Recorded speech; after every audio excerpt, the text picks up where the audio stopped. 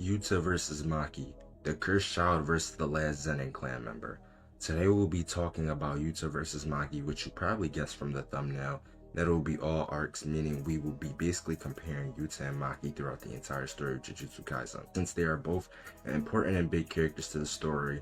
But I do want to get right into it, although since Yuta isn't present at the beginning of Jujutsukaisen, I'll be using his JJK0 version until we get later into the video where he gets back into the main story. So first starting off with JJK0, the arc where Yuta is introduced, and Maki as well, since this story takes place before the events of the main story with Yuji and Sukuna. So let's get started. First, Maki is a grade 4 sorcerer at this point of the story and mostly uses cursed tools, since she has little to no cursed energy and uses her glass to see cursed. In terms of feats, we don't get much from her. We know that she's most likely strong even to exercise weak curses, and in terms of skill in combat, she outclasses Yuta when they spar with weapons. Although this is just a spar at the end of the day, Maki should be physically more resilient and tougher than the normal sorcerer, but that only gets her so far. I'll explain why by getting into Yuta. Now, Yuta himself gets progressively stronger as the arc goes on, but regardless of this, Yuta has Rika, a special grade vengeful curse in his arsenal, which is even capable of destroying Geto's curses and keeping up with Geto himself. Yuta by the end of the manga is also strong enough to be on par with Geto and even outclasses his maximum Uzumaki. This is the same Geto that beat Maki half to death pretty easily and effortlessly, along with also beating Inumaki and Panda, two people that are on the same level as Maki without breaking a sweat. With everything I've went over, I do think Yuta takes this pretty easily, being a prodigy that just outclasses Maki with this hacks alone, since I don't even think Maki could keep up with Yuta in a real fight, due to Yuta just being way stronger and Rika coming to assist him. The next arc that we will be going over is the Goodwill event, where Maki is of course stronger than her JJK0 version. We will be sticking with Yuta's JJK0 version since again, he has not made an appearance yet in the main story, and the Goodwill event arc is where we get a better showing and strength of the stronger version of Maki. Now, Maki, even stated by Gojo, should be grade 2 level at this point, but the Zenin family gets in the way of her promotion. Maki herself is able to outclass Miwa and Mai, beating them without much difficulty before we get the confirmation that Maki is superhuman or has superhuman capabilities. Also an impressive feat, she is also able to use Playful Cloud to hit Hanami and send her flying back. Maki is able to, with the help of Megumi, overwhelm Hanami. Why this is impressive for her to even damage or send Hanami back is because she's the most durable of the disaster curses, so damaging her is pretty impressive. Although even with Maki being very impressive in this arc, JJK0 Yuta would still outclass her. Even with her feats, Yuta would still be higher due to the fact again, she would still be nowhere near the strength of Geto, a special grade that beats her on top of the fact that is narratively implied in the Goodwill arc that Yuta is just beyond everyone there, saying he made the Goodwill event completely one-sided. The next arc we will be moving on to is the Shibuya incident arc. Yuta does make an appearance in this arc, so we will use him in this arc and move on from his JJK0 version. First, let's go over Maki's shillings in the Shibuya incident. Maki is able to have okay feats against Dagon, but she is saved more times than her actual feats in that fight. Although her feats are still pretty viable, as she's able to block a hit from Dagon inside his domain, which he would be naturally amped inside his domain, but what makes this so impressive is that she was also being held down by countless Shikigami as well. She can also tag Dagon and contend with him in his domain, so she can somewhat take on a special grade, but to let it be known, Dagon isn't truly fast or known for his speed, since in terms of speed he doesn't have anything impressive, with Jogo outclass him in speed by a gap. Maki doesn't get further than that since Jogo takes her out, being on an entirely different level than Dagon. Now with Yuta, we don't get a lot from him in Shibuya, but there is a narrative being drawn out when Gojo and Kenjaku talk about Yuta, with Gojo stating how strong Yuta is, basically believing that he could get in the way of Kenjaku's plans. They soon go on to mention his ability to copy curse techniques and then his boundless cursed energy. He also destroys a random curse at the end of the arc. Now, who comes on top in this arc? Now, Maki has gotten stronger and is more impressive now with her feats on Dagon, but in comparison to Yuta, I don't think it's enough to measure up to him, with it just being narratively implied that Yuta is one of the strongest and someone Gojo deems as strong. With his boundless cursed energy, it also allows him to amp his physicals to a different level, along with Rika too. Both have a high stature of cursed energy and powerful abilities that make them almost impossible to defeat, especially when Maki still should be on the level of a grade 2. So I do think this one also goes to Yuta, which moves us on to our next two arcs, which would be Yuta in the Yuji Extermination arc and Maki in the Perfect Preparation arc. Since neither are present in both arcs, with Yuta not necessarily doing anything in the Perfect Preparation arc and Maki not being present in the Yuji Extermination arc, let's go over what Yuta does in the Yuji Extermination arc. Yuta's first appearance, Yuji mistakes him for Gojo due to his power, but then calls him creepier, which could be interpreted in a few ways, but for the sake of it, let's just say his presence is creepier because of Gojo, or because of Rika. Once their fight starts, Yuji comments on how fast Yuta is running even with holding a katana. Yuta is also somewhat physically strong. He is able to throw a card back at Yuji. Another statement that Yuta's cursed energy is that he is confirmed to have more cursed energy than Gojo. Yuji also states that Yuta isn't necessarily hard to predict, but his attacks are decisive and he can always keep damage to a minimum. Eventually, Yuta beats Yuji by Rika summoning out by herself, being so powerful that Yuji can't even break out himself. Yuta also knocks out Chozo in one blow, something Yuji himself could not do. Yuta also has RCT as well, which is how he stopped Yuji from dying, but something to point out is I do think Yuta was holding back on him due to the fact his plan was probably to do this from the start, which he had to specifically stab Yuji in his heart to stop it, and then immediately use RCT to heal him instead of just outright using Rika from the start, or even taking this battle seriously. But it's also made known to us that Yuji is also holding back as well.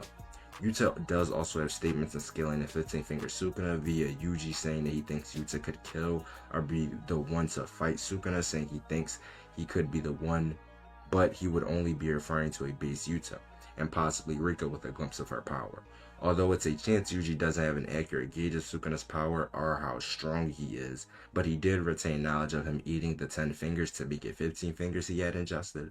So I think at the lowest, he thinks Yuta has a chance against Sukuna at least, which is still better than nothing. That is pretty much everything for Yuta in that arc.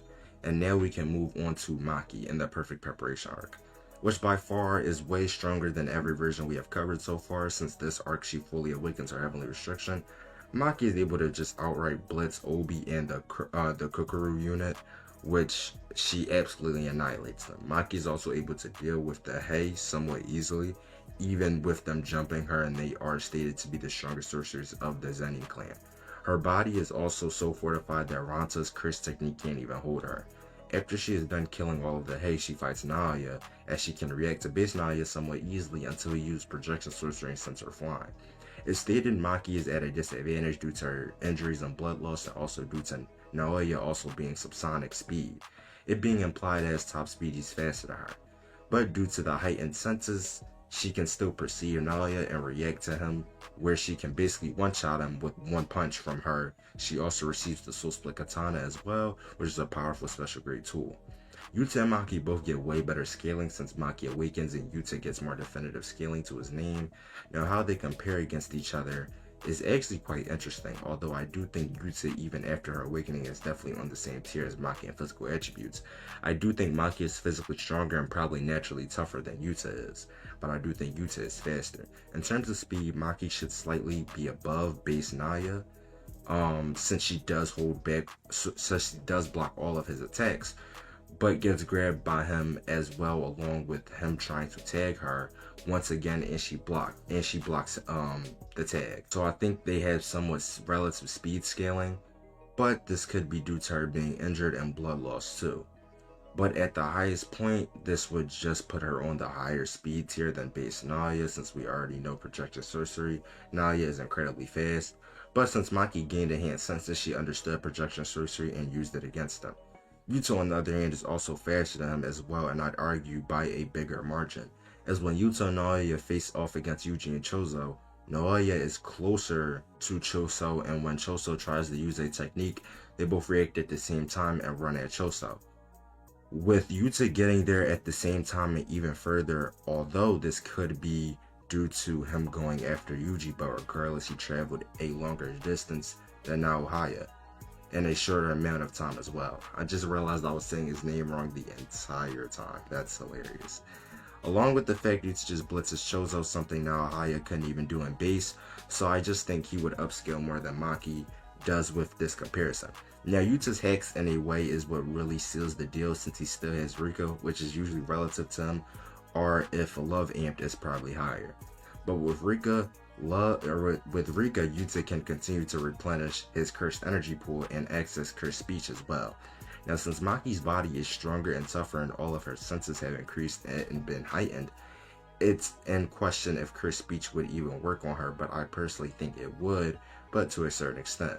Like for an example, if Yuta used his cursed speech and told Maki to kill herself, I feel like it would work, but she would have resistance to it, not instantly killing herself, of course.